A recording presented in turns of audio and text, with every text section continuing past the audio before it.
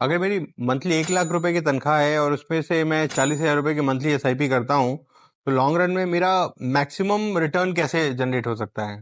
जी, बहुत सारे लोग यही गलती करते हैं।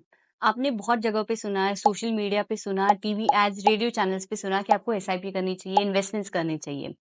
आपने ये सोच के 1 लाख की अगर आपकी सैलरी है, तो आपने 40,000 की एसआईपी स्टार्ट तो कर दी और फिर आप उसको भूल गए।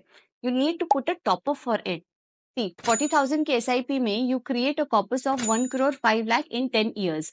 इसी को अगर आप एक एसआईपी टॉपअप लगा देते हैं, यानी कि just increase your SIP by 4,000 यानी 10%, this will increase your corpus to 1 crore 40 lakhs। आप इन्वेस्टमेंट्स तो कर रहे हैं, पर आप स्मार्टली कैसे प्ले कर सकते हैं, ये आपको सीख। भाई वीकेंड टू वीकेंड ही पार्टी के इतने खर्चे हो जाते हैं कि अगर आपका फ्रेंड आपको पार्टी दे रहा है और आप अगर पार्टी ना दें, तो then they started laughing at you and they feel that कि मैं कंजूस हूँ।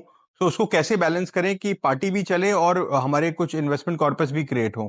पहले ना लोग आप पर हँसते हैं, आपका मज़ाक उड़ाते हैं कि अरे! तू एक बार भी बाहर डिनर नहीं कराने के लिए ले जाता। फिर वो देखते हैं कि अरे अच्छा, आपकी नई गाड़ी आ गई, आपका घर हो गया, आप बाहर अपनी फैमिली के साथ ट्रैवल करने भी जा रहे हैं। और कुछ दिनों के बाद, कुछ सालों बाद इनफैक्ट वो आपको आके पूछेंगे कि भाई कैसे किया तूने? मुझे भी बता करके। सोचिए, अगर यही दोस्त जब इसने बताया था कि अच्छा मैं एसआईपी स्टार्ट कर रहा हूँ, अपनी इन्वेस्टमेंट फाइनेंशियल प्लानिंग कर रहा हूँ, अगर वो भी उसी टाइम पे कर लेता, तो इस इतना जो टेन्योर है, टाइम फ्रेम है, वो लॉस तो नहीं हो जाता ना? लोग कहते हैं कि आप इंश्योरेंस करो क्योंकि वो म्यूचुअल फंड एसआईपी से ज्यादा इंपॉर्टेंट है, बट बेनिफिट्स तो म्यूचुअल फंड एसआईपी में इंश्योरेंस से कहीं ज्यादा है ना? मैं तब कहती हूँ कि insurance is a must. In fact insurance आपका इन्वेस्टमेंट्स के पहले होना चाहिए।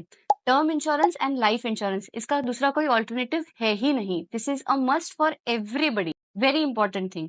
इंडिया में ना आप बिना इंश्योरेंस के टू व्हीलर नहीं चला सकते, ना फोर व्हीलर चला सकते। पर पता नहीं कैसे आप अपनी लाइफ चला लेते हैं। So what is the take on real estate? मैं प्रॉपर्टीज बनाऊं, उससे रेंटल इनकम जनरेट करूं, या फिर म्यूचुअल फंड कॉर्पस क्रिएट करके वहां से एसडब्ल्यूपी ऑप्शन को ऑप्ट करूं? रियल एस्टेट मतलब लोगों को ऐसा लगता है कि आज अगर मैंने ढेर सारे फ्लैट्स खरीद के रखे, तो रिटायरमेंट के बाद मुझे रेंटल इनकम आती रहेगी। What they don't think about is कि इन्हीं सारी रेंटल प्रॉपर्टीज के लिए आपको एक मेंटेनेंस कॉस्ट लगती है, एक रिपेयरिंग कॉस्ट लगती है। हर 2 साल के बाद तो आप घर पेंट कराएंगे ही ना। उसके बाद एक अच्छा टेनेंट मिलना बहुत ज़रूरी है। रियल एस्टेट में को अगर आप आज खरीदते हो और सोचते हो कि अच्छा मैं कल बेच दूँगा, तो एक बहुत स्लो अप्रिसिएशन भी होता है और रेंटल इनकम पे टैक्स भी आपको लगता है। इन सारी चीज़ों के बारे में लोग सोचते ही नहीं हैं।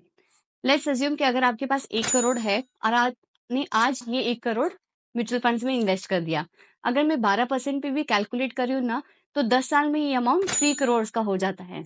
जब आप रिटायर हो, अगर आप मंथली 1 लाख रुपए का भी विथड्रॉल लेते रहे ना, तब भी ये कॉर्पस आपका खत्म नहीं होगा।